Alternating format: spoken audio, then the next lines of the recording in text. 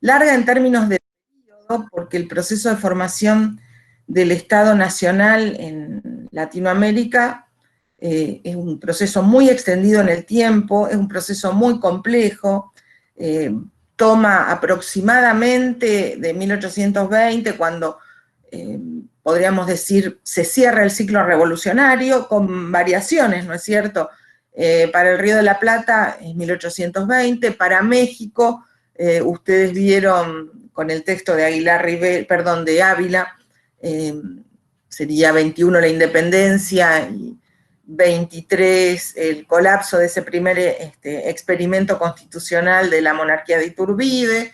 En Brasil la independencia es 1822, pero bueno, aproximadamente con el inicio de la década del 20 ya podríamos decir que está cerrado el proceso revolucionario y que empezamos a trazar las líneas que conducen a la formación del Estado-Nación, que también hay que decir que así planteado parece que de antemano estuviera muy claro que el modelo estatal, como lo conocemos hoy, ¿no? Como esa estructura abstracta de gobierno a través de la ley con mecanismos institucionales ligados a una burocracia profesional, digamos, estaba de antemano claramente definido y en realidad no es así. El proceso tiene muchos avatares, es muy complejo y evidentemente si nosotros reconstruimos caso por caso, que es lo que vamos a hacer en esta unidad, vamos a ver que digamos, hay momentos en los cuales, o hay escenarios en los cuales el modelo del Estado Nacional, tal cual lo conocemos, parece bastante lejano y no tan claramente presente en la mirada de los actores que son contemporáneos de ese proceso, ¿no? Para avanzar en la unidad nosotros la dividimos en dos fases, una que va de 1820 hasta la década del 50, que digamos, tiene una singularidad que está muy marcada por la ruptura del vínculo colonial, que es como muy reciente, ¿no? Muy inmediato, y por la herencia de las revoluciones. El modo en que se desenvolvió el proceso revolucionario en cada uno de los escenarios también condiciona el subsiguiente proceso político de construcción, digamos, de una estructura institucional de dominación, vamos a decirle, si no queremos parecer que sostenemos un enfoque teleológico, digamos, diciendo que todo anticipa, ¿no?, la formación del Estado. Y por otro lado, también lo que caracterizamos como el legado de la colonialidad. ¿Qué es esto del legado de la colonialidad? Bueno, es esta, digamos, tendencia de las élites latinoamericanas a tomar como modelo las experiencias noratlánticas, a considerar que esos esquemas, tanto teóricos como políticos, tienen una validez universal y que hay que tratar de aplicarlos, aunque sea forzando su aplicación en escenarios muy distintos, ¿no es cierto? Y después hay una segunda fase que va de la década del 50 hasta 1880, que es hasta donde llega la materia, en la cual, de manera muy marcada, la dinámica del capitalismo global, podríamos decir, incide en las direcciones que van a tomar cada uno de los casos que nosotros analizamos acá, que son básicamente el Río de la Plata, luego Argentina, Brasil y México, ¿no? En cada caso, el modo en que conciben las élites, obviamente, ¿no?, su inserción en este esquema del capitalismo global, va a también condicionar las estrategias políticas que se van a llevar adelante. Y en cualquier caso, lo que vamos a tratar de hacer es ver cómo las propuestas de construir una nueva institucionalidad están ligadas a los objetivos, ¿no?, de insertarse en esa dinámica del capitalismo global.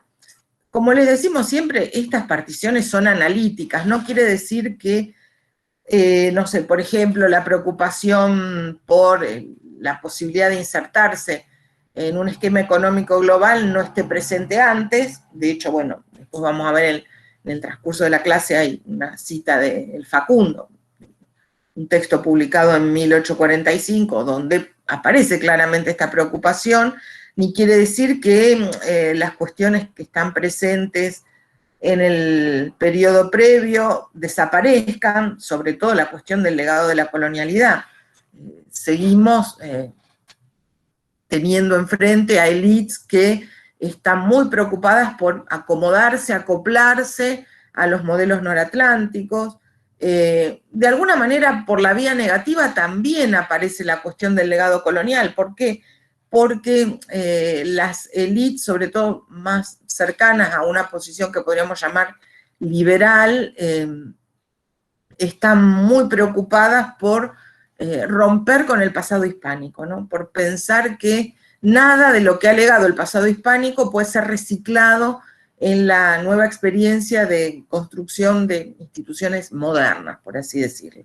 Pero, por un lado, digamos, a los efectos analíticos, para hacer más claro el desenvolvimiento de los temas y el seguimiento de las lecturas, nos parece que está bueno hacer esta distinción, que un poco por ahí les va a servir para ordenarse. Por eso vamos a hacer una clase general para el periodo 2050, y después vamos a trabajar Argentina, México y Brasil en este periodo, y cuando terminemos, digamos, la presentación del proceso en estas 3 décadas aproximadamente, haremos otra clase general para pensar los avatares de la construcción del Estado-Nación entre fines de la década del 50 y 1880, y volvemos a retomar los casos particulares, ¿no?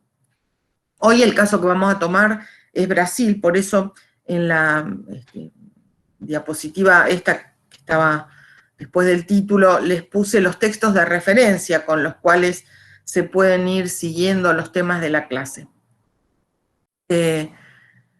La cuestión que, digamos, me parecía que podía ordenar un poco la presentación de estos avatares complejos de la construcción del Estado Nacional, me parecía esto, ¿no? Que retomando las cuestiones que quedan abiertas en el ciclo de las revoluciones, podíamos, en algún sentido, revisar esos más de 30 años a partir de cada uno de estos problemas, ¿no? Y efectivamente, el cierre del ciclo revolucionario latinoamericano deja abierto varios frentes de debates, varias agendas, si ustedes quieren, en términos de tareas, agendas entendidas en este sentido, ¿no? Tareas a emprender por las élites gubernamentales o las élites políticas que se disputan la participación en el gobierno. Una primera cuestión es la definición del sujeto de la soberanía. De la misma manera que nosotros arrancamos la unidad de las revoluciones presentando la discusión, ¿no?, sobre cuál es el sujeto de la soberanía, cómo juega, por ejemplo, la oposición pueblo, entendido en un sentido abstracto, y pueblos como comunidades políticas con una entidad sociohistórica contrastable, real, podríamos decir. Eso sigue en estos primeros 30 años posteriores al cierre del ciclo revolucionario. La otra cuestión que queda abierta, en el caso del Río de la Plata es muy ostensible, ustedes lo vieron con el texto de Goldman, es la posibilidad de estructurar mecanismos institucionales que organicen ese poder soberano o que materialicen en el plano institucional ese principio de la soberanía del pueblo. Nosotros llegamos en el Río de la Plata al 20 y solo hemos tenido gobiernos que se presentaban como transitorios hasta tanto se resolviera la cuestión constitucional, y la cuestión constitucional no se resuelve, o si se resuelve es rechazada, como pasa con la Constitución del 19, ¿no es cierto? Entonces ahí también hay otro elemento que queda pendiente, podríamos decir, del ciclo revolucionario, que es definir algunos mecanismos institucionales que vehiculicen el principio de la soberanía del pueblo. Que por otra parte, en la concepción de las élites, debe ser educado, porque la cuestión del ejercicio de los derechos que tiene ese pueblo en su calidad de soberano no es simplemente política, podríamos decir que es una cuestión también pedagógica, digamos. El ejercicio de los derechos requiere de un entrenamiento gestado por pedagogías cívicas, de distinta índole que después vamos a ver, para que efectivamente, como dice el texto de Goldman, ¿no?, entre ese pueblo real al cual las élites identifican como atrasado e ignorante, pueda convertirse efectivamente en el soberano capaz de ejercer sus derechos, ¿no? Y la otra cuestión que también queda abierta es la de la necesidad de armonizar ese principio de la soberanía popular con las condiciones materiales de vida de las clases subalternas y con las pautas de organización económica que las élites intentan imponer localmente en sus propias sociedades. En relación al primer punto del sujeto de la soberanía, hay que entender que ese proceso de doble ruptura que significó la independencia, ¿no?, ruptura vertical con España y ruptura horizontal entre jurisdicciones gestadas en el periodo colonial, nos tiene que advertir, como dice Chiaramonte, de la inexistencia de las naciones actuales americanas al momento de la independencia. Que ese es un problema que un poco heredamos, podríamos decir, del periodo en el que se consolidan las historiografías nacionales, que suponen que existe una nación, aunque sea de manera germinal, y que todo lo que va pasando a lo largo del tiempo implica la puesta en acto de esos contenidos liminares que están englobados en una nación que en el punto de partida tal vez no alcanzó a manifestarse como tal, pero que está latente y que, digamos, va a tener un punto de llegada en el cual adquiera todos los elementos culturales de la nación, o sea, armonización de las costumbres, las creencias, la lengua, todos los niveles necesarios para la estatidad, digamos, para convertirse en un Estado nacional, no sé, territorio, leyes, gobierno, y que, bueno, lo que hay entre el punto de partida y el punto de llegada es como una especie de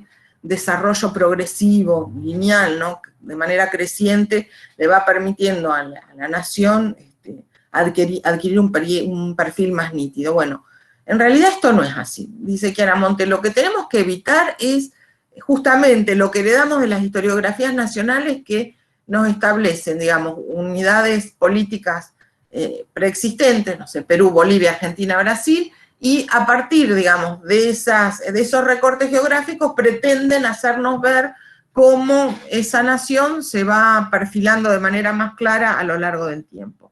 En realidad, en el punto de partida nosotros no tenemos las naciones actuales americanas.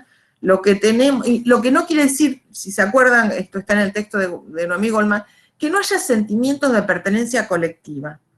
Efectivamente, digamos, hombres y mujeres de la época sienten vínculos de pertenencias colectivas que, dice Goldman, se manifiestan sobre todo en los extremos, digamos, de la escala geográfica, ¿no?, a nivel local y a nivel de lo americano como lo opuesto a lo español o a lo peninsular. Pero no hay un sentimiento de nación que responda a un principio de nacionalidad preexistente que, como ya vimos en el caso europeo, incluso en Europa el principio de las nacionalidades se empieza a forjar y a consolidar en la década de 1830. Por lo tanto, mal podemos pedirle a las élites latinoamericanas o hispanoamericanas en el momento de la ruptura con España que anticipen ese principio de las nacionalidades. Y la otra cuestión que advierte el texto de Chiaramonte, que también hay que tener en cuenta, que tendría que ver con un abordaje, podríamos decir, en clave de semántica histórica, ¿no? ¿Qué quieren decir las palabras en cada momento histórico? Porque efectivamente las palabras van mutando en su significado. Bueno, lo que dice Chiaramonte es que a principios del proceso, en realidad, Estado y nación son sinónimos. Y esto también lo vimos con el texto de Guerra, ¿se acuerdan? Los 2 años cruciales, cuando él dice, la nación es un producto artificial, surgido del acuerdo voluntario entre individuos racionales, libres, iguales. Bueno, esto mismo es el Estado. El Estado también es un producto artificial surgido del acuerdo. Y efectivamente, como plantea Chiaramonte, en este momento, Estado y nación son lo mismo.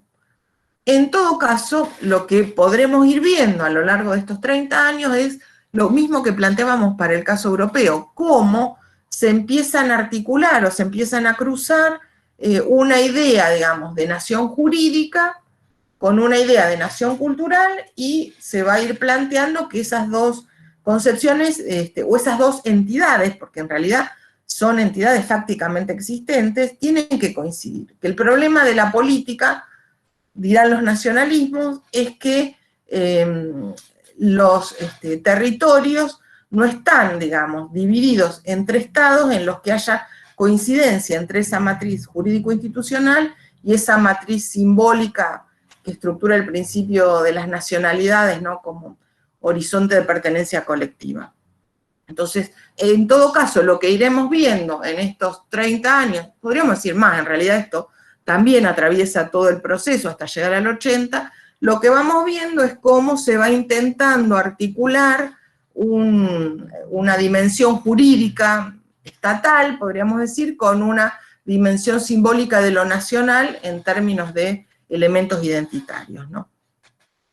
Y la otra cuestión, en sintonía con esto que estamos planteando, que no tenemos naciones tal cual las conocemos ahora, en 1820, también en este proceso, por lo menos en los primeros 20 años, depende del caso, también esto lo vamos a ir viendo para Argentina, para Brasil, para México, sigue latente esta tensión que ustedes están teniendo que trabajar para el práctico, ¿no?, entre el pueblo como un sujeto de una soberanía indivisible y los pueblos como soberanías independientes, dice Chiaramonte, pero dispuestos a unirse a otros pueblos. Dice Chiaramonte, en alguna forma de Estado o de asociación política de otra naturaleza, pero que no implicara la pérdida de esa calidad soberana.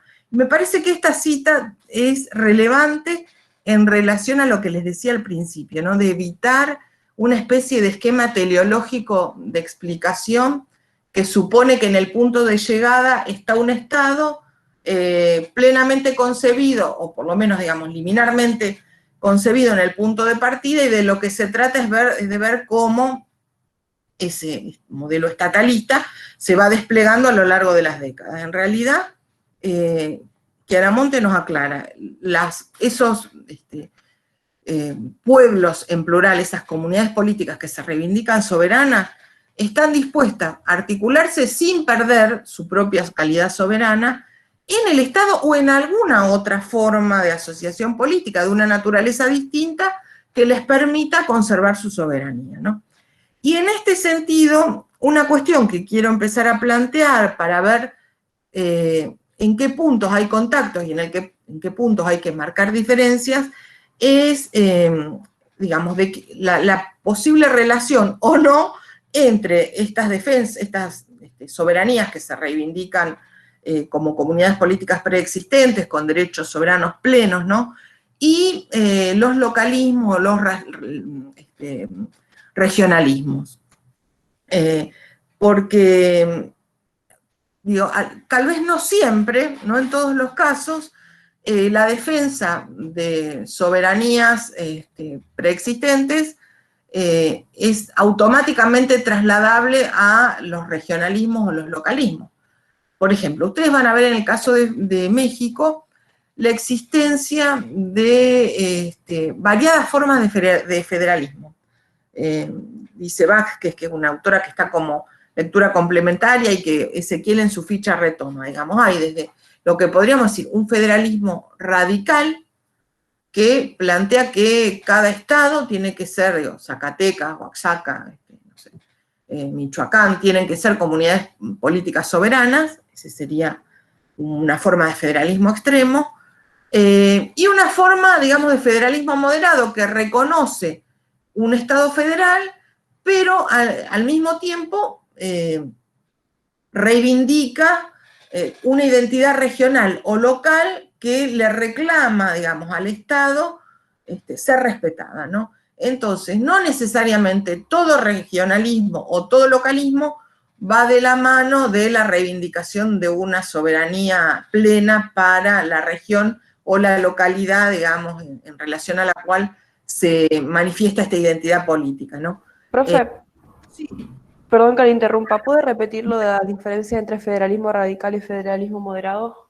Claro, en México, esto lo van a ver, pero el federalismo radical sería este, ¿no? Que reclama que cada comunidad política soberana, preexistente, podríamos decir, al proceso de ruptura con España, de formación del Estado Nacional, tiene que constituir, digamos, una unidad de derechos soberanos plena, ¿no? Que no se tiene que subordinar a ninguna forma del poder central. Es el modelo de la Confederación, chicos.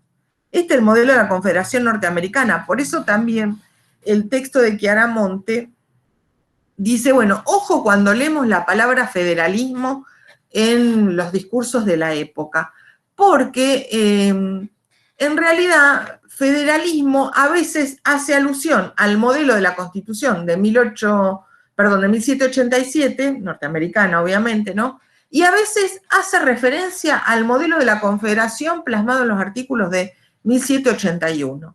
El federalismo radical sería el esquema que nos propone Chiaramonte, sería el que reivindica el modelo de la Confederación tal cual funcionó en Norteamérica entre el 76 y el 89, aunque sistematizada institucionalmente esa forma con los artículos sancionados en 1781. Ese sería el federalismo, lo que para México algunos llaman federalismo radical, ¿no? Acá es una cuestión de nombre. Vázquez para México a esto le dice federalismo radical, Chiaramonte a esto propone decirle confederacionismo en vez de federalismo, o confederalismo, ¿no?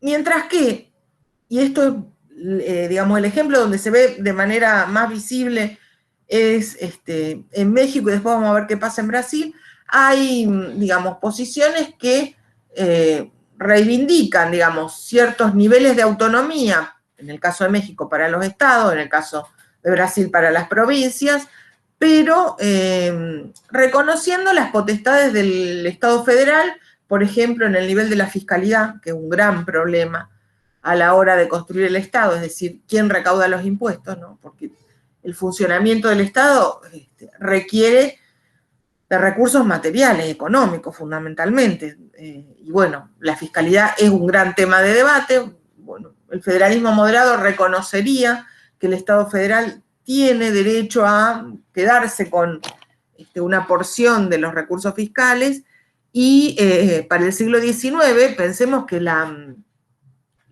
independencia se salda no solo en el plano político o el de la discusión teórica, sino también en el campo de batalla, el tema de las fuerzas bélicas, ¿no? Las fuerzas militares.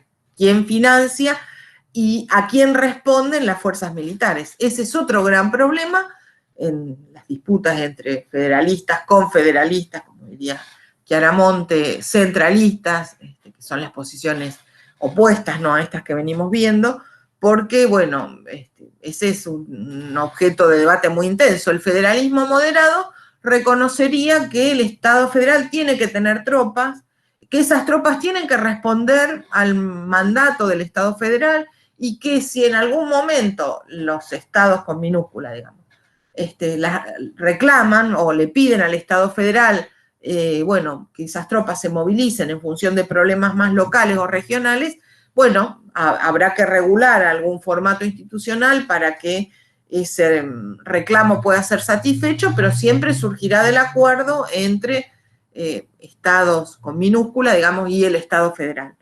Este sería el formato de un federalismo moderado. ¿Se entiende? No sé quién me preguntó, perdón. Sí, profe, gracias. Bien. Bueno, y entonces lo que quería también dejar en claro en relación a esto es que no todo regionalismo, ¿no?, como forma extrema de reivindicación de una identidad regional o local va de la mano del reclamo de que esa estructura territorial regional o local sea soberana o tenga una soberanía plena.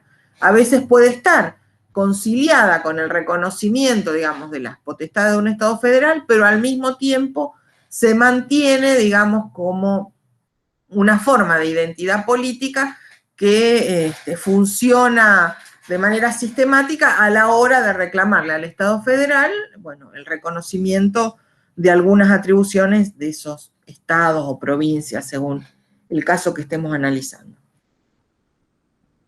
La segunda cuestión que queda abierta con el proceso revolucionario es la institucionalización del principio de la soberanía popular. Digamos, ¿cómo se resuelve la institucionalización de los mecanismos de poder que se derivan del reconocimiento de que el sujeto de la soberanía es el pueblo? Bueno, en general, como dice Aguilar Rivera, el constitucionalismo atlántico liberal fue como la receta, ¿no? Una receta que se consideraba que tenía eficacia universal. En parte, acá podríamos trasladar también la idea esta de, ¿no? de los efectos de colonialidad del poder.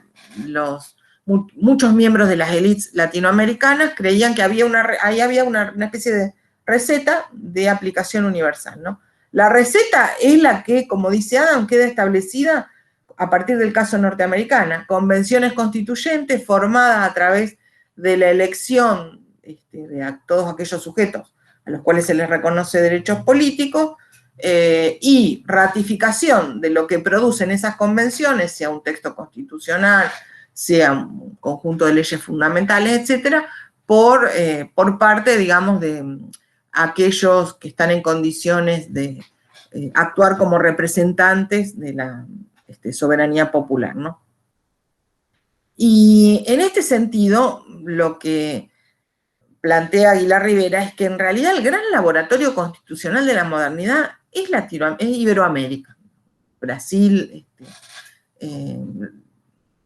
los ex territorios del régimen hispano-colonial, son los lugares donde, digamos, hay mayor cantidad de convocatorias a congresos o asambleas constituyentes, se promulgan una cantidad enorme de constituciones, aún con una eficacia o un funcionamiento, una implementación efímera, ¿no es cierto? Y él mismo reconoce, ¿no?, que digamos, el constitucionalismo iberoamericano es, como dice, un capítulo fundamental de la historia constitucional moderna que fue invisibilizado, ¿no?, por la lógica eurocéntrica, que tenía todos, digamos, todos los ojos puestos en las experiencias noratlánticas, ¿no? Sin embargo, a medida que nosotros vayamos avanzando, vamos a ver, teniendo en cuenta lo que vimos en la unidad 7, que en realidad no, las cosas no fueron tan distintas, ¿no? Hay como una idea que, por ejemplo, ustedes van a ver con el texto de François Guerra sobre el caciquismo, caudillismo, ¿no? Que exacerba, podríamos decir, el peso de la singularidad histórica hispanoamericana o iberoamericana a la hora de explicar, digamos, los fracasos de los experimentos constitucionales comparado con Europa y Norteamérica. Sin embargo, nosotros vimos que, los regímenes electorales en Europa son oligárquicos. Hay un mecanismo censitario en Inglaterra, en Francia, o sea que, digamos, en ese sentido no hay grandes diferencias.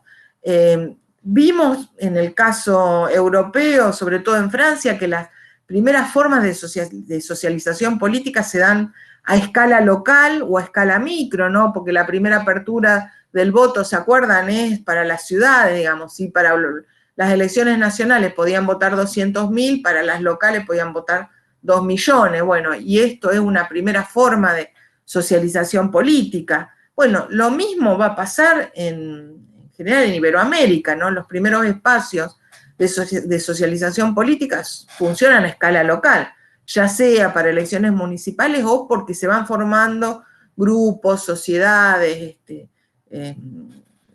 agrupaciones destinadas a promover, no sé, la expansión del sufragio, la discusión de cuestiones políticas, bueno, y ese es como el primer, podríamos decir, laboratorio, ¿no?, de formación política para las sociedades latinoamericanas. O sea que en realidad hay más similitudes de las que se ha reconocido en el proceso de formación de los estados nacionales en Iberoamérica, solo que con esta lógica eurocéntrica estas experiencias han sido como invisibilizadas, ¿no? Y lo que dice Aguilar Rivera es que en Latinoamérica había una profunda fe en que las constituciones iban a ser la forma más adecuada para resolver todos los conflictos. ¿Por qué? Porque, dice Aguilar Rivera, permitirían a la vez crear y limitar el poder. ¿Crear por qué? Porque efectivamente en la convulsión postrevolucionaria, digamos, en un escenario donde distintos actores que representan distintos colectivos, ya sean las ciudades, los estados, las élites, el pueblo en abstracto, digamos, se disputan ser la sede del poder. Y ninguna puede reclamar o hacer efectivo para sí este reclamo, ¿no?, de ser la sede, el umbral en el que se apoya, digamos, toda la maquinaria del poder. Entonces, las constituciones iban a poder crear un poder y al mismo tiempo limitarlo, definiendo un orden institucional a través del cual funcionaría ese ejercicio del poder. Se podrían establecer límites y decirle, por ejemplo, a las provincias o a las ciudades o a los estados con minúscula, bueno, tus atribuciones están limitadas, no sé, a regular el tránsito interno de personas, a cobrar impuestos locales, pero en el nivel de la justicia vas a tener que reconocer, no sé, el Tribunal Federal, por poner un ejemplo, ¿no? Entonces, las constituciones aparecerían en ese momento como una especie de fórmula mágica, ¿no?, para crear y limitar el poder, y serían, digamos, el instrumento perfecto para regenerar a las nuevas naciones. Yo acá tomé la cita textual de Aguilar Rivera, pero en general estoy más cerca de la propuesta de Chiaramonte, ¿no?, de plantear que, bueno, estados, naciones, acá es más o menos lo mismo, todavía no está tan clara la diferencia. Pero sí podríamos decir eran concebidas como el instrumento perfecto para regenerar esas nuevas unidades políticas surgidas de la crisis del orden colonial, ¿no?, y del proceso revolucionario. Y en realidad, ¿por qué fallaron? ¿Fallaron porque el modelo constitucional era malo? No, en realidad fallan porque no hay ese acuerdo que tiene que estar en la base del debate constitucional, que bueno, lo vieron ustedes en el caso norteamericano, que es saldar la discusión en torno al sujeto de la soberanía, digamos, y establecer en función de eso cuál es el principio, digamos, a partir del cual se activa todo el edificio institucional, o la soberanía de comunidades políticas asociadas, y tenemos una asociación de repúblicas independientes, como dice Pérez Cantono en relación a la Confederación Norteamericana, o tenemos una nación o un colectivo unificado, el pueblo norteamericano, por ejemplo, ¿no?, como plantea Morgan, para sentar a partir de ahí todo el edificio institucional. Hasta que no hubiera acuerdo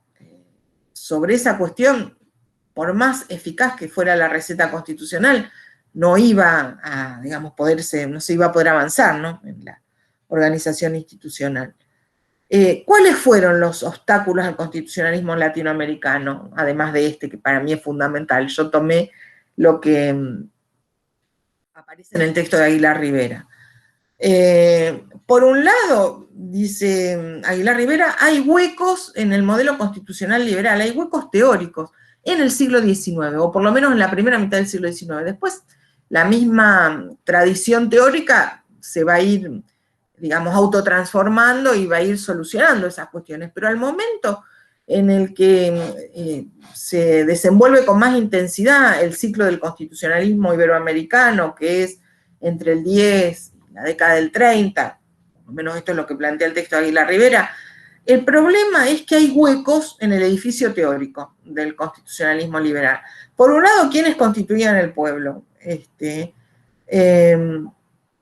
¿Dónde fijar los límites, dice Aguilar Rivera, de la inclusión-exclusión entre las comunidades humanas, ¿no? Y un poco con un juego retórico muy irónico, dice Aguilar Rivera, bueno, ¿y quién era el pueblo? ¿El pueblo de una ciudad, de una provincia? La humanidad entera era el pueblo. Obviamente la humanidad entera habría sido imposible de incluir, ¿no?, en el modelo constitucional, pero es cierto que no hay indicadores claros para definir dónde se pone el límite.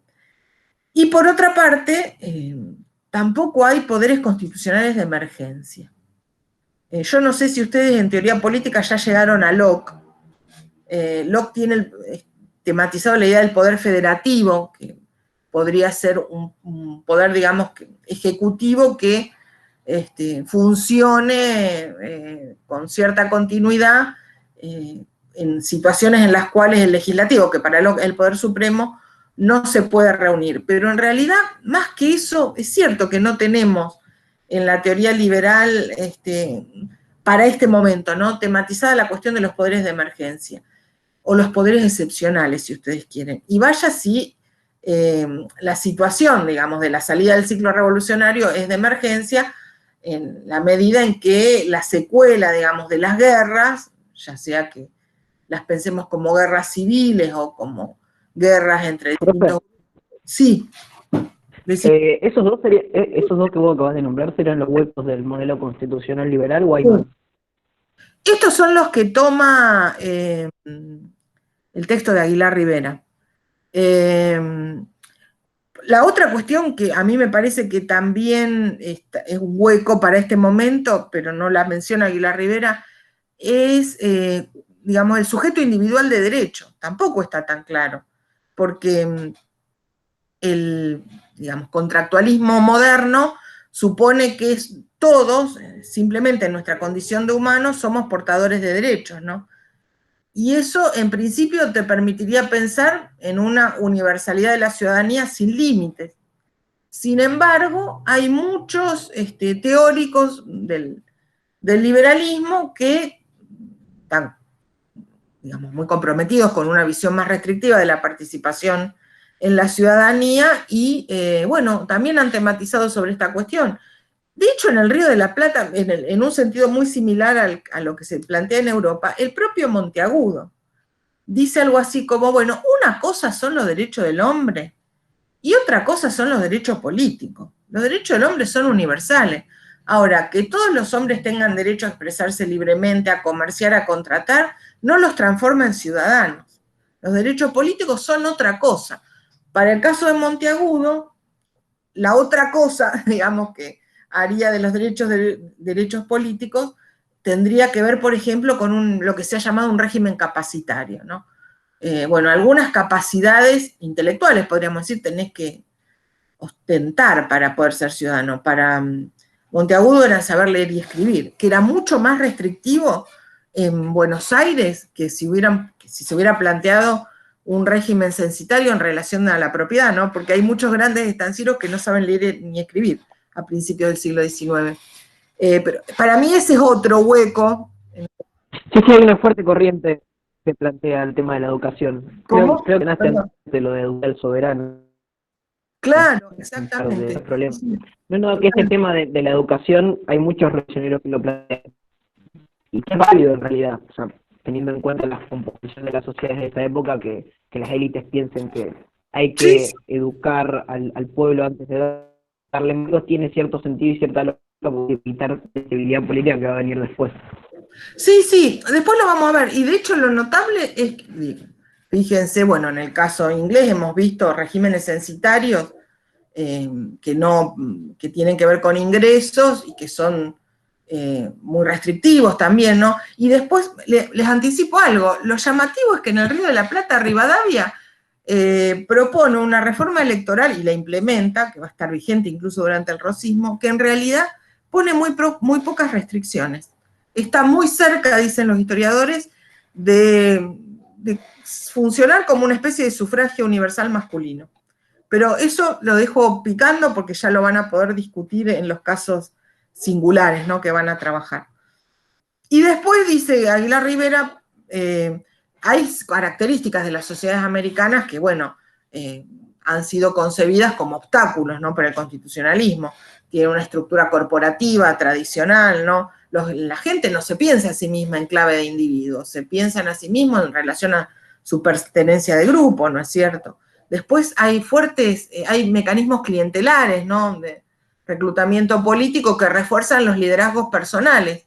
Y en este sentido hay una visión que para mí es sesgada, que para el siglo XIX identifica liderazgos personalistas con antiinstitucionalismo, podríamos decir. Que no, después vamos a ver que no necesariamente es así, pero bueno, lo dejo planteado porque forma parte del balance, ¿no?, que hace Aguilar Rivera, incluso siguiendo autores que ustedes ya han trabajado, como François Guerra, ¿no? Por eso puse esta idea del frágil compromiso con la institucionalidad. No necesariamente están así, pero bueno, lo dejamos abierto. Y la otra dificultad, como les decía antes, es la fiscalidad.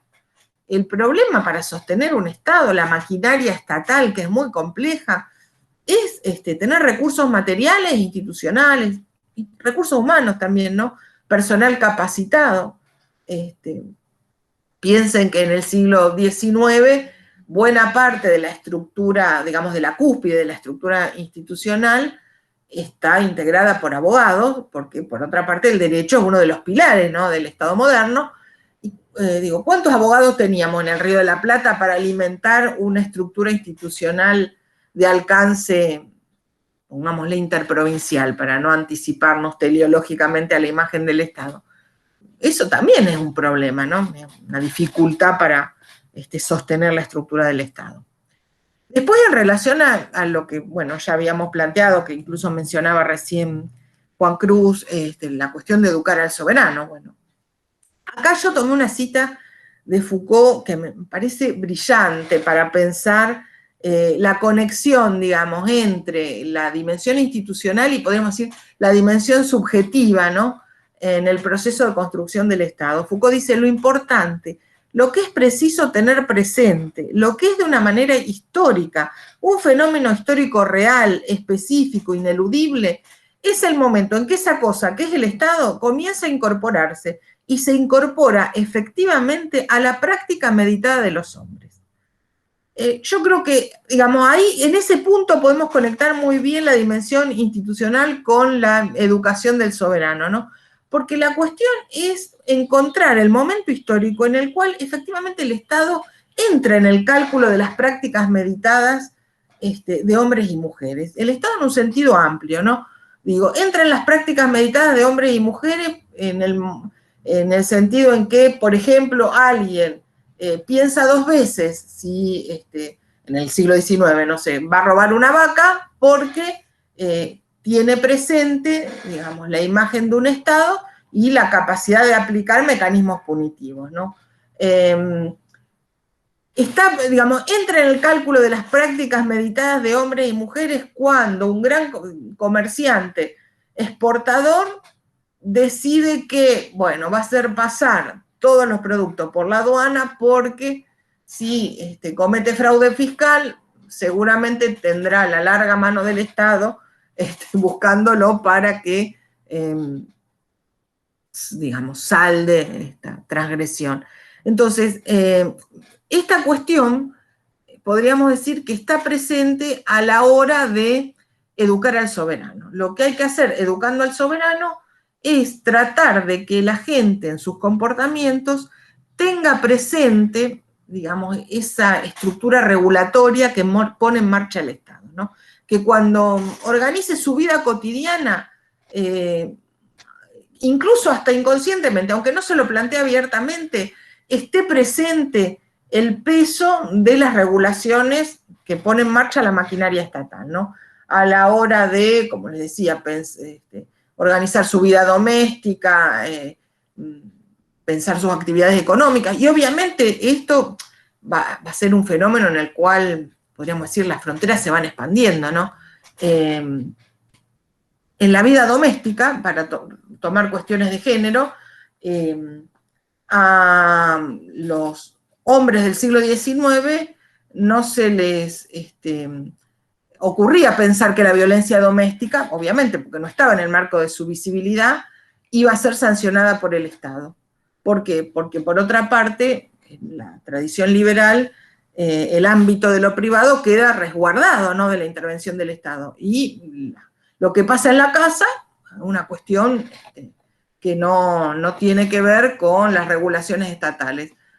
Hoy en día, podríamos decir, aunque la eficacia todavía no está totalmente demostrada, ¿no?, que la legislación sobre violencia doméstica hace que en la organización de las relaciones familiares bueno, podríamos creer, quisiera creer, ¿no?, que la violencia sobre las mujeres se desecha como alternativa porque, bueno, uno piensa, o los hombres piensan que la larga mano del Estado podría llegar incluso ahí.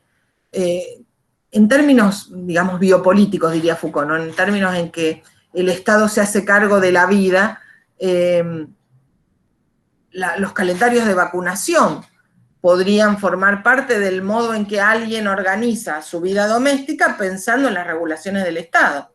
Entonces, al analizar, ¿no?, las tecnologías, podríamos decir, que apuntan a educar al soberano, me parece interesante trabajar en esta dimensión. Son tecnologías que en algún sentido tienen por objetivo hacer que la estructura, digamos, regulatoria que pone en marcha el Estado entre en el cálculo de las prácticas de hombres y mujeres, que es una forma también, digamos, de disciplinar o domesticar conductas, ¿no?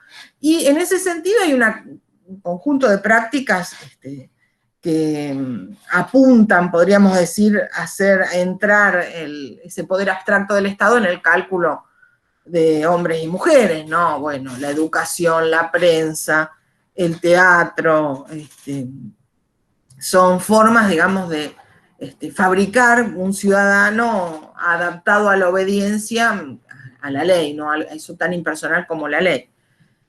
Pero al mismo tiempo hay toda una serie de tecnologías en el siglo XIX que por ahí son como heredadas, ¿no?, del orden más tradicional, que tienden a modelar, diríamos, una subjetividad sumisa y obediente que permitan, digamos, aunque ya no esté el yugo del poder colonial, el poder de antiguo régimen riguroso, ¿no?, que no funciona con el principio de igualdad ante la ley, que despliega mecanismos coercitivos que responden a la voluntad del rey, digo, eso desaparece con las revoluciones. Y eso que a las élites, por ejemplo en el caso de México, que ustedes vieron, ¿no?, les parecía que era como una garantía para obtener subjetividades sumisas y obedientes, bueno, hay que tratar de lograrlo después de que desaparece el poder colonial por otros medios, ¿no? Y entonces ahí van a aparecer mecanismos, digamos, de refuerzo de las jerarquías sociales.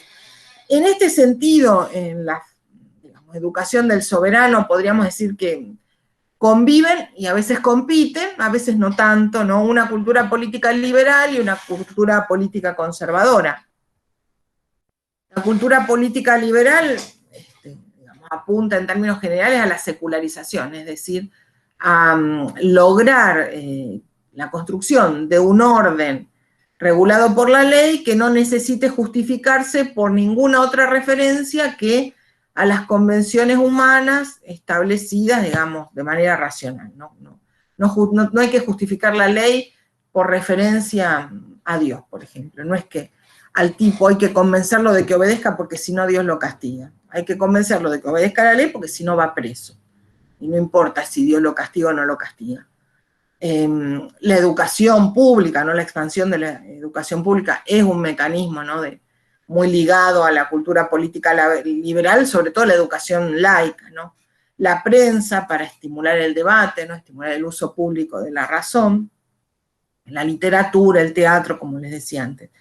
Y la cultura política conservadora apunta, digamos, a reforzar el valor de la tradición, el peso de la iglesia y la religión es muy importante en esto, ¿no? En el caso de México nosotros vamos a ver, digamos, una oposición entre liberales y conservadores que no tiene que ver tanto con la estructura del Estado, no, si Estado, el problema no es si el Estado es centralista o plural, digamos, sino si queremos un Estado secular que no dependa de la religión o de las referencias a la trascendencia, o si queremos un Estado que se apoye en el rol de la religión como elemento de disciplinamiento, ¿no? En general la cultura política conservadora se vale de la iglesia, de la religión, ¿no?, del refuerzo a las jerarquías. Igual yo les decía, son culturas que conviven y no siempre compiten, ¿no? Y me parece que como ejemplo de esto, un pasaje del Facundo de Sarmiento es muy interesante, porque en realidad Sarmiento, que digamos, está en las antípodas del modelo rosista, termina reconociendo que hay algo en el modelo rosista que va a facilitar una, digamos, estructura unitaria del Estado. Dice, Rosas es un grande y poderoso instrumento de la providencia, fíjense. Organiza en provecho suyo el sistema unitario que Rivadavia quería en provecho de todos. Hoy, todos esos caudillejos del interior, degradados, envilecidos, tiemblan de desagradarlo y no respiran sin su consentimiento. La idea de los unitarios está realizada. Solo está de más el tirano. El día que un buen gobierno se establezca, hallará las resistencias locales vencidas y todo dispuesto para la unión. Fíjense cómo en este punto uno podría pensar que hay alguna zona de contacto que permite, digamos, acoplar, si ustedes quieren, ¿no? Las prácticas del rosismo a un proyecto completamente ajeno al rosismo, que es el de la unión, el de un Estado unitario, ¿no? Bueno, esta forma Totalmente, sí, totalmente predictivo lo de Sarmiento. totalmente, sí, absolutamente. Pero digo, acá uno ve que a veces estas fronteras que se marcan, ¿no?, entre una cultura política liberal y una conservadora se van de mambo, ¿no? Exageran la oposición porque, bueno, Sarmiento cree que esa fórmula rosista dejó las bases sentadas para un régimen de unidad. Y el último punto, que tiene que ver, ¿no?, con cómo articular soberanía popular, clases subalternas, ¿no?, y organización económica, como que esto que ustedes empezaron a trabajar en el tercer punto de la consigna del práctico. Bueno, ¿qué pasa cuando esos a los cuales les dijimos que integran el soberano, que es el pueblo, pretenden activar esos derechos en el plano económico, ¿no?, en el plano en el cual se definen sus condiciones materiales de vida, no en el plano en el cual se discute en abstracto ¿sí?, soberanía plural o soberanía unitaria? Y eso, digamos, obviamente es una cuestión que queda abierta y que reaparece continuamente en el periodo 20, en todo el periodo, pero bueno, en lo que vamos a trabajar en primer lugar, ¿no?, que es el periodo 20, 55, digamos, fines de la década del 50, que es la irrupción recurrente, ¿no?, de cuestionamientos por parte de las clases subalternas respecto de las formas de opresión económica, ¿no?, que son formas de opresión económica que se sostienen en buena medida en esas jerarquías sociorraciales, ¿no?, sobre todo en el caso de México, en el caso de Brasil, que no, vamos a tratar de rápidamente recorrer, y sobre todo, digamos, incluso en el proceso, esto aparece en el texto de Quijano que empezamos viendo al principio de la materia, ¿no?, sobre todo pensando en incluso los procesos de modernización, esto se hace mucho más visible, porque bueno, en el marco de un orden todavía tradicional, uno puede entender que las jerarquías sociorraciales justifiquen o sean utilizadas para justificar la explotación económica, pero en el caso de los procesos de modernización, lo que plantea Quijano es que queda como un legado, digamos, un legado no dicho, no puesto en palabras, no jurídicamente establecido, pero que funciona en la sociedad americana, que bueno, por ejemplo, los salarios son menores para los miembros de las clases subalternas que representan distintas formas de la hibridación racial entre blancos, negros e indios que tuvo lugar en el periodo colonial, ¿no es cierto? Por otra parte, las constituciones iberoamericanas se sostienen en la defensa de la propiedad privada, y entonces ahí aparece una serie de conflictos, ¿no? ¿Qué pasa con las tierras comunales? Esto es una cosa que también va a reaparecer en todo el periodo de la formación del Estado y que ustedes van a ver en la historia que sigue, en la historia americana del siglo XX, y que de hecho podríamos, bueno, cuando uno de los años que presentamos la materia tomamos el zapatismo, ¿no?, como un ejemplo de la reaparición, digamos, de las reivindicaciones en torno a lo comunal en el caso de México, y en México hay algunas surgidas en el zapatismo y otras posteriormente, ¿no? Hay una cantidad de comunidades que que no quieren separarse del Estado de México, pero que plantean un régimen comunal, tanto en relación a la propiedad de la tierra como la organización de la justicia, la policía, ¿no? Bueno, ¿qué pasa con esa tradición del comunalismo, si ustedes quieren, en el marco de órdenes constitucionales que se fundan en la defensa de de la propiedad privada. ¿Y qué pasa con las tierras sin dueños? Que es algo que vimos en el caso de Venezuela, aunque muy rápidamente, porque no nos detuvimos tanto, ¿no? Pero piensen que cuando la Primera República decreta que los llaneros, que eran esa población seminómade que vivía de la captura de ganado cimarrón en los llanos venezolanos, esa población, digamos, no está autorizada ya a capturar ganado cimarrón si no cuenta con el permiso del propietario. Pero ¿qué pasa?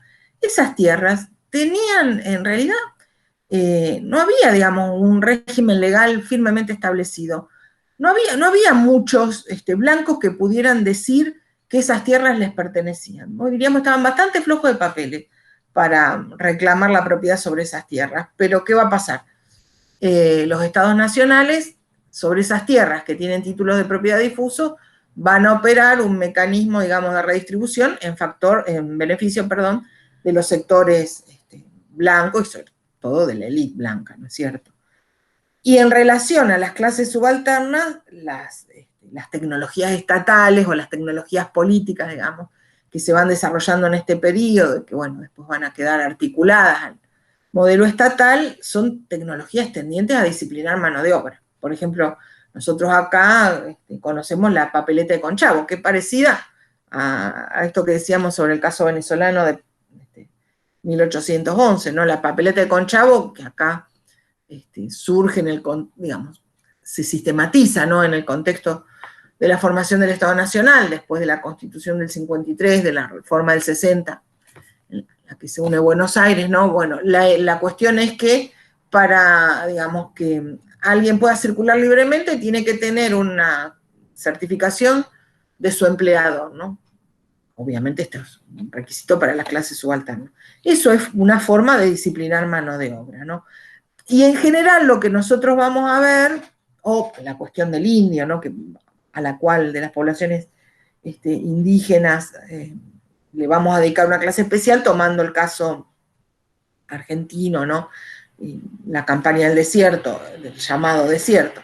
Pero bueno, lo que se ve en todas estas tecnologías, en algún sentido, es el modo en que el Estado moderno, ¿no? Instrumentaliza formas distintas de violencia material y simbólica que tienden a la homogeneización en sociedades en las cuales la diversidad es más que palmaria, ¿no? Hay una profunda diversidad social que de algún modo el Estado intenta homogeneizar, ¿no? Para ejercer de manera más eficaz el control.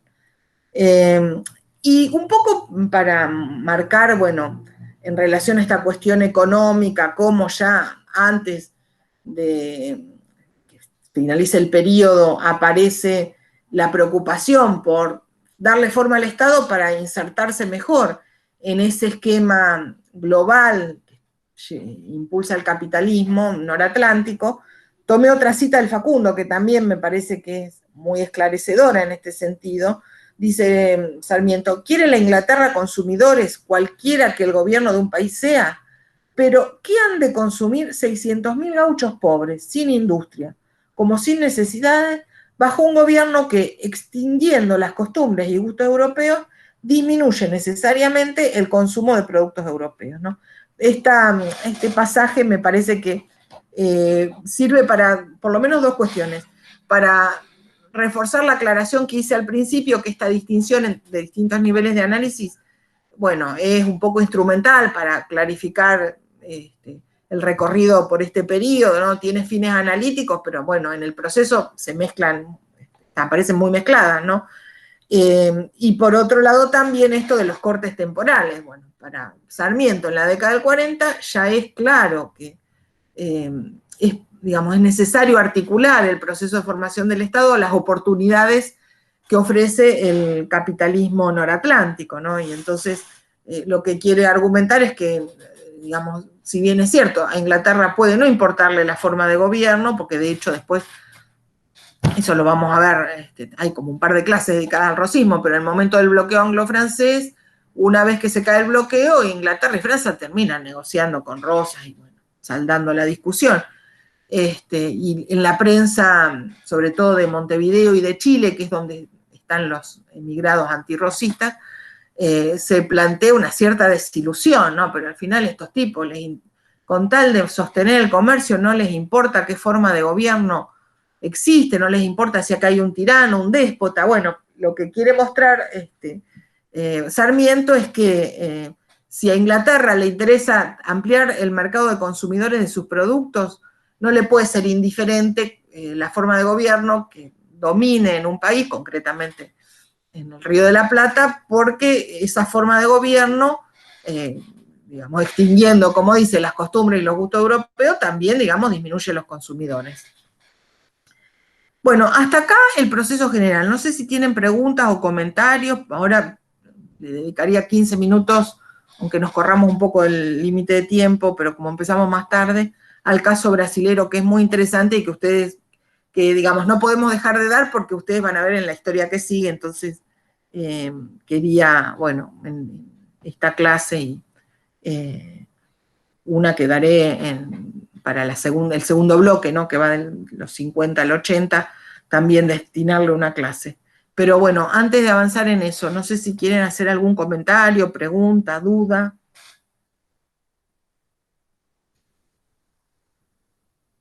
De mi parte no, profe. Bueno, de última después, cuando saco el PowerPoint, volvemos a charlar si quieren sobre lo que les haya quedado pendiente.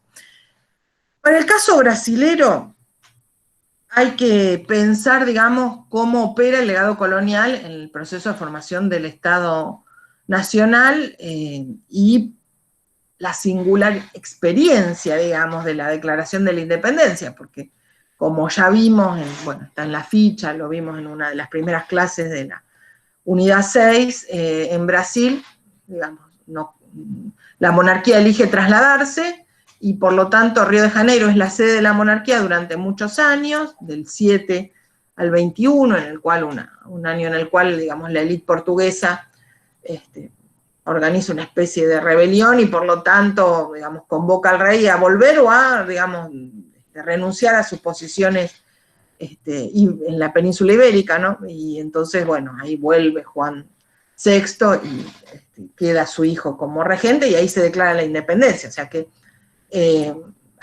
digamos, todo ese periodo de turbulencias que en Hispanoamérica representó la ruptura del orden colonial y la puesta en práctica de experiencias republicanas, podríamos decir, para sustituir el gobierno monárquico del imperio hispanoamericano, ¿no? El imperio colonial hispanoamericano, acá no se dio, acá lo que hubo fue una monarquía. Y una monarquía, digamos, que se asienta sobre un proceso de transformaciones de 3 siglos del mundo colonial que va del sistema original, que es el de los donatarios, que tienen atribuciones jurisdiccionales, que eso lo plantea la ficha de Marina de la unidad 2, creo, ¿sí? Y que responde un poco también al modo en que se había colonizado Hispanoamérica, ¿no? Esa economía de recursos, dado que no hay recursos suficientes para montar un aparato institucional, se le reparte tierra, en el caso de Brasil, a los que se llaman donatarios y se les asignan funciones jurisdiccionales, es decir, el ejercicio de la ley y la justicia, ¿no? En esas tierras para, bueno, ahorrarse, podríamos decir, un aparato institucional con funcionarios asalariados, ¿no? Que en el momento no se sabe si el territorio de Brasil amerita, digamos, esa inversión, digamos, ¿no? Pero con el paso de esto, digamos, pensemos es principios del siglo XVI, comienza así la colonización, pero en el siglo XVII, que es un siglo de reformas de tipo ilustrado, ¿no? Que también afecta a Brasil, se pasa a un gobierno centralizado, que, bueno, suprime, digamos, las capitanías, que eran las capitanías de los donatarios, ¿no? Que era el formato institucional en el que se había organizado el territorio brasileño. Es un proceso de centralización digamos, como que está medio camino, ¿no? Porque, bueno, también es difícil para Portugal financiar el aparato administrativo. De hecho, en el texto de Murilo de Carvalho, que partimos, digamos, para esta clase, tomamos hasta la página 65, porque ya el resto se va sobre la otra fase que vamos a trabajar después, ¿no? Pero lo que dice Murilo de Carvalho es que justamente, digamos, los proyectos de trasladar la capital del Reino de Portugal a Brasil habían sido previos, ¿no? Había habido propuestas en el siglo XVII y en el siglo XVIII, y tenían que ver con las dificultades que tenía Portugal de sostener un aparato administrativo de control sobre el territorio brasileño. Dice Murilo, ni siquiera con los ingresos que les proveía sus enclaves africanos o después sus enclaves en Asia, alcanzaba para controlar un territorio tan vasto, ¿no? Entonces, bueno, las reformas del siglo XVIII intentan una centralización, crean el virreinato de Brasil, que por otra parte abarca, podríamos decir, de la región de Bahía para abajo, porque, como dice Murilo de Carvalho, hay tres jurisdicciones distintas en lo que ahora es el territorio brasilero. Una es la región de Maranhão y otra es la de Pará, y bueno, y la de Bahía. El virreinato de Brasil abarca la región que va de Bahía por la costa hasta Río Grande do Sul. Acá les puse un mapita, ahora se los muestro. Y les decía, la creación del virreinato convive con, por ejemplo, ejércitos particulares, o sea que si el Estado, como dice Weber, tiene como condición el monopolio de la violencia física legítima, acá no tendríamos claramente Estado porque hay ejércitos particulares, hay tercerización, le diríamos hoy, de la recaudación fiscal, ¿no? La corona le delega a particulares la recaudación fiscal, obviamente a cambio de la entrega anticipada de una cantidad de dinero, que obviamente para que gane este particular siempre va a ser menor a lo que se calcula que va a ser la recaudación efectiva, ¿no es cierto?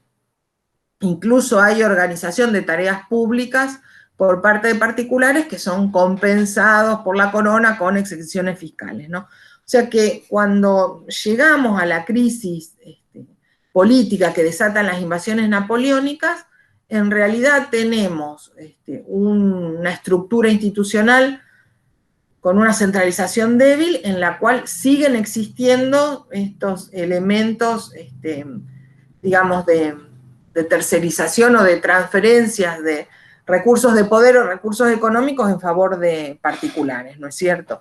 Que lo que digamos, produce como efecto es la consolidación de un poder oligárquico regional, ¿no? De estos grupos económicos más fuertes, más consolidados, que siempre tienen como una especie de capacidad de bloqueo frente a las decisiones del poder central. Para 1822, que es el momento de la independencia, en Brasil había 22 capitanías, dice Murilo, con gobernadores designados desde Lisboa, a partir del momento en que Juan VI, ¿no?, se traslada a Lisboa, pero que tenían las capitanías y las atribuciones de los capitanes tenían límites difusos. Y lo que dice Murilo, que es muy interesante, es que esto no pasó por error, que un poco era el efecto deliberado, como desde, digamos, la sede metropolitana de Lisboa había tantas dificultades para controlar a Brasil antes de 1807, con el traslado de Juan VI, ¿no?, y su corte a Río de Janeiro, y en ese breve periodo, después del 20, anterior a la independencia, había tantas dificultades de controlar el territorio y de sostener un aparato militar administrativo que garantice el control del territorio. Entonces,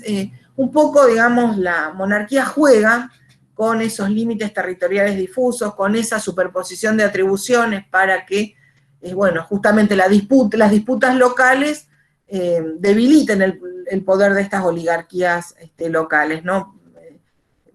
Dice el Murilo, a la corona le parecía que no era conveniente fortalecer un poder concentrado, porque en cualquier momento ese poder concentrado podía desafiar al poder metropolitano, ¿no? Y la ruptura con Portugal en la independencia de 1822 se produce, digamos, entre dos fracciones del liberalismo, porque eran liberales los que dominaban la política de las cortes que se reúnen en Lisboa, en el contexto de esta revolución liberal, que, bueno, hemos mencionado al principio, también en la presentación de la Unidad 7 sobre Europa, esto que se conoce como el trienio liberal o la internacional liberal del sur europeo, ¿no? De los países mediterráneos, que en la misma época, entre el 20 y el 23, desatan experimentos constitucionales en Portugal, en España y en Grecia. Los liberales brasileros, ¿cuál es la decepción que sufren en ese contexto en el que se podía augurar, digamos, la formación de un gobierno que reconociera mayor cantidad de garantías y libertades individuales? Bueno, lo que pasa es que los liberales portugueses demuestran que se puede ser liberal, constitucionalista y colonialista. No están dispuestos a discutir la condición autonómica de Brasil. Los brasileños, dice Murilo, estaban dispuestos a aceptar una estructura, digamos, federativa, como la que había existido, con unas regiones de ultramar, en Brasil, de alguna manera subordinadas al poder metropolitano con sede en Portugal, pero los liberales portugueses no quieren discutir otra forma que la reposición de un esquema colonial rígido, y eso desata la independencia, ¿no? Acá les decía, este no es un mapa, es lo mejor que conseguí, porque es un mapa sobre las rebeliones que después vamos a tratar, ¿no? Aparecen contra el Estado central en la década del 30, pero me permitió identificar estas tres regiones que son las que originalmente definían las jurisdicciones del territorio brasileño en el periodo colonial. Para que se ve bien, Maranhão, que está en violeta, pero tomaría toda esa parte en blanco del extremo nordeste de Brasil, y Bahía, que tendría toda la franja costera de los estados actuales, ¿no? Hasta llegar a Río Grande do Sul. Y de hecho, el virreinato de Brasil incluía Bahía y toda esta franja, ¿no? Y se reconocía como distritos o jurisdicciones autónomas del Virreinato de Brasil a Pará y Maranhão. ¿Por qué me interesaba plantear esto? Porque podríamos decir que es similar a lo que ya hemos estado analizando para el caso hispanoamericano, ¿no? Jurisdicciones que no reconocen entre sí otro elemento más que la común sujeción a un mismo rey. Esto que planteamos para el caso hispanoamericano tal vez podría aplicarse para el caso brasilero, en el cual había tres jurisdicciones, una de ellas formaba el Virreinato del Brasil, pero había otras regiones a las que se les reconocía autonomía, y que son seguramente, digamos, un caldo de cultivo para los proyectos centralistas posteriores a la declaración de la independencia, y de hecho, bueno, acá hay este mapa es del siglo XIX, y lo que marca con distintos colores son las rebeliones contra el poder central. Entonces, la solución monárquica que se produce con el regreso, digamos, de Juan VI a Portugal, que aparece como una especie de garantía de orden, de unidad, tiene que ver con que en 1821 se forman un montón de juntas gubernativas regionales, bueno, se reivindican su derecho al autogobierno, podríamos decir, y además los diputados que se envían a las Cortes de Lisboa no se dicen representantes de Brasil, se dicen representantes de las provincias que los enviaron, ¿no? Y acá aparece esta figura del localismo o el regionalismo, en este caso, articulada, ¿no?, a los reclamos de autogobierno de estas distintas regiones. Por lo tanto, cuando se declara la independencia, se ratifica el gobierno monárquico de Pedro I. ¿Por qué? Porque la monarquía aparece, por un lado, como garantía, ¿no?, de unidad frente a las tendencias localistas, y de hecho la Constitución que promueve Pedro I en 1824, ¿cómo es ratificada? Por los consejos locales. O sea que, de alguna manera, la propuesta constitucional de Pedro I reconoce el poder de estos localismos, y para, digamos, garantizar la unidad, somete esta constitución a la aprobación de los consejos locales, Y por otra parte, la monarquía es vista como la única garantía, digamos, de ese orden social basado en la esclavitud. Hay un temor a lo que se llama el haitianismo, acuérdense la revolución en Haití, que supone digamos, una guerra racial, ¿no?, contra los blancos y el empoderamiento, podríamos decir, de los sectores sociorraciales que habían estado subordinados bajo el régimen francés, incluso en este modelo, digamos, de la constitución monárquica. ¿Se acuerdan que habíamos dicho que define a todos los ciudadanos como negros, ¿no? No importa el color de la piel, son negros. ¿Por qué? Porque la negritud aparece como la categoría, digamos, reivindicada para involucrar todas las luchas. Bueno, el temor que produce lo que pasa en Haití en sociedades donde la economía se sostiene en trabajo esclavista es enorme, ¿no? Y por lo tanto, digamos, la monarquía aparece como una especie de garantía para sostener ese orden basado en la esclavitud. Ahora, esto no elimina las tensiones entre federalismo y centralización, habida cuenta que, como les decía antes, ya en el periodo colonial, el Virreinato de Brasil ocupaba una región de Bahía para abajo, toda la franja costera, hasta Río Grande do Sul, pero ya había dos jurisdicciones que no formaban parte del virreinato y a las cuales se les reconocía autonomía, Maranhão y Pará. La independencia un poco potencia, ¿no?, esa tendencia a las reivindicaciones de autogobierno de regiones que no habían estado subordinadas al virreinato de Brasil. En la década del 30 se produce toda una serie de revueltas liberales, ¿no?, que de hecho hacen que Pedro I abdique en el 31 a favor del hijo, que tiene 6 años, y que se establezca el régimen de la regencia. Y en esta década podríamos decir que el conflicto principal es entre liberales y conservadores, y que en todo caso el conflicto entre un modelo federal y un modelo más centralizado está subordinado a estas posiciones liberales o conservadoras. En un principio uno podría decir que los liberales tienen mayor cercanía con el proyecto federal, pero cuando hay, digamos, una amenaza evidente de fractura de la unidad política, no dudan en apelar a formas de concentración del poder con el objetivo de preservar la unidad de Brasil, ¿no? Entonces, la primera, digamos, el conflicto más importante es entre liberales y conservadores. No es tanto, como les decía, por la forma de gobierno, porque todos son monárquicos, solo hay un grupo republicano muy minúsculo que no incide, digamos, en la balanza de relaciones de fuerza, que en todo caso va a ir creciendo a partir de la década del 60 hasta el fin del imperio, ¿no? Y el conflicto es más que nada, como dice Murillo, por los residuos absolutistas de la Constitución del 24, un Consejo de Estado elegido por el rey. El rey tiene lo que se llama el poder moderador, que es el que, digamos, resuelve en situaciones de conflicto, por ejemplo, no sé, la salida de funcionarios, la intervención en los gobiernos estaduales, ¿no es cierto? Y el carácter vitalicio del Senado. Tiene un Senado vitalicio que, digamos, tiene una composición corporativa, jerárquica, ¿no es cierto? Y al mismo tiempo por la necesidad de, digamos, reforzar los aspectos federativos de la República. Acuérdense que en la ficha de la unidad 6 y en la clase introductoria habíamos dicho que la Santa Alianza, digamos, reconoce, la Santa Alianza, acuérdense que es lo que se forma en 1815 con la caída de Napoleón, como resguardo, ¿no?, del poder monárquico, de la legitimidad monárquica, reconoce una monarquía federativa integrada por Brasil, Portugal y Algarves.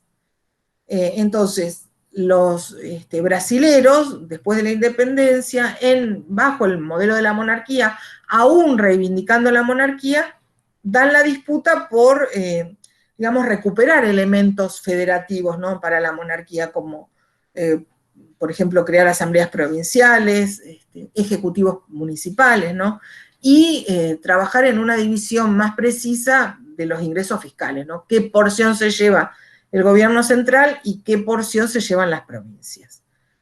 En el 34, bajo el modelo de la regencia, ¿no?, bajo la monarquía, digamos, gobernada por el regente, porque Pedro II es menor de edad, se adoptan algunas reformas constitucionales que implican la eliminación del Consejo de Estado, la creación de asambleas provinciales, que tienen un carácter deliberativo y consultivo, pero que, bueno, permiten un espacio de participación para ese poder, digamos, oligárquico local del que hablábamos antes, ¿no? Que se fue gestando ya en el periodo colonial, y sí, digamos, acepta también dividir los ingresos fiscales entre el gobierno central y las provincias.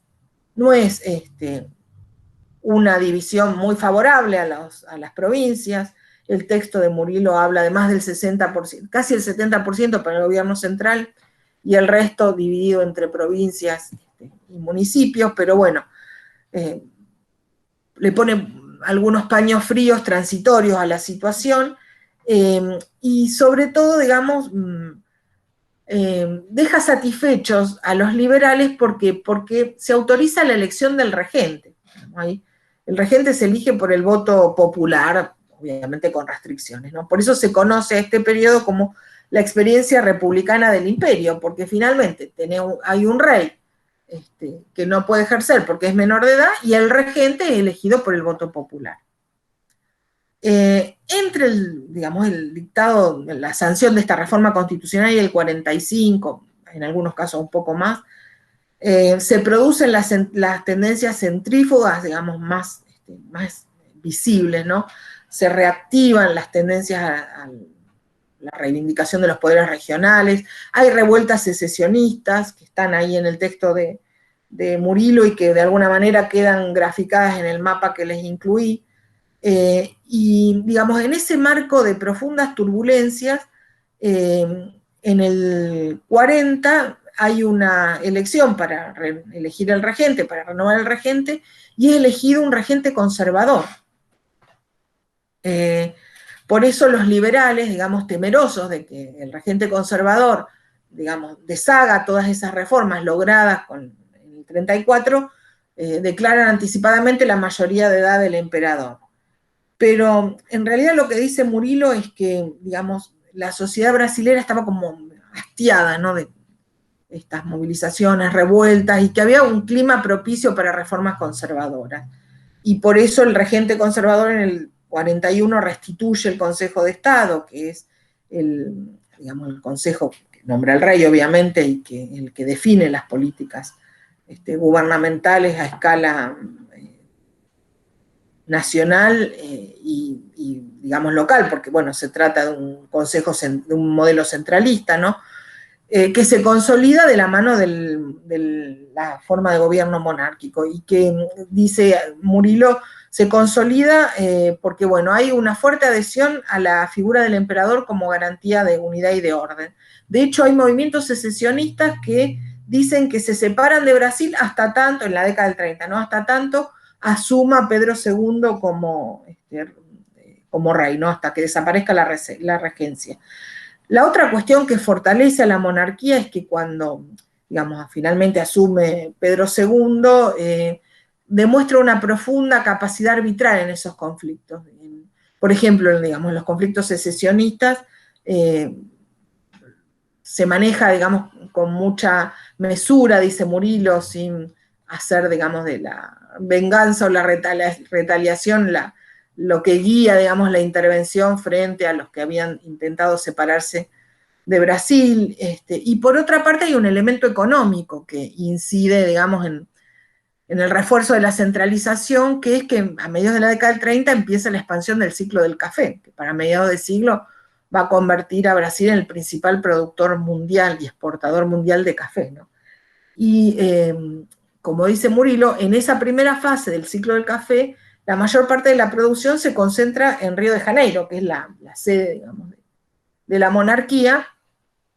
Por lo tanto, dice Murillo, coincide la centralización política con la centralización económica. Digamos, las élites económicamente dominantes son las élites de plantadores de café del área central, que en Río de Janeiro, digamos, todo Hinterland. Profe, perdón que le interrumpa.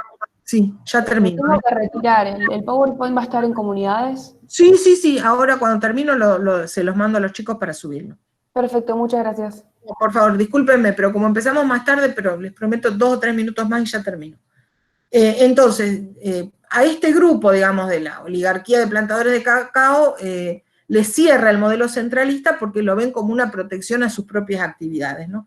Y esto hace que ese modelo de centralización funcione con bastante eficacia hasta fines de la década del 60. Una centralización que digamos, se despliega en el plano político, porque, bueno, digamos, el poder moderador que tiene que ejercer el rey es el que mueve, cambia todas las piezas del tablero político, ¿no? Ministros, gobernadores, funcionarios. Digamos, refuerza el Senado vitalicio y digamos, se refuerza esta atribución de las autoridades del poder central, por la cual se pueden elegir las autoridades provinciales y locales, ¿no? Y en términos administrativos, la pieza clave de la centralización es el Ministerio de Justicia. El Ministerio de Justicia tiene unas atribuciones enormes, no solo en términos, digamos, del nombramiento de los miembros de los tribunales, ¿no? Tribunal Superior, tribunales intermedios, sino que nombra jueces de paz, miembros del servicio penitenciario, de la policía, incluso las autoridades eclesiásticas, ¿no? Entonces, bueno, hasta fines de la década de 1850, Brasil mantiene cierta estabilidad, ¿no? Bajo un régimen de organización muy centralizado en términos políticos administrativos y además de signo conservador, que fue lo que de alguna manera garantizó la unidad política y el orden social. Las primeras formas, digamos, de explotación del café replican el modelo esclavista, me olvidé de aclararlo. Brasil tiene más de un 30% de su población de esclavos, ¿no? Entonces, ese modelo de centralización, que además es conservador, funciona como una especie de garantía para el orden y la unidad en una sociedad que, como les decía, en un punto estaba como saturada por la irrupción continua de conflictos y de intentos de segregación. Vuelvo a la clase, vamos a dejar de grabar, y si quieren hacer preguntas, comentarios,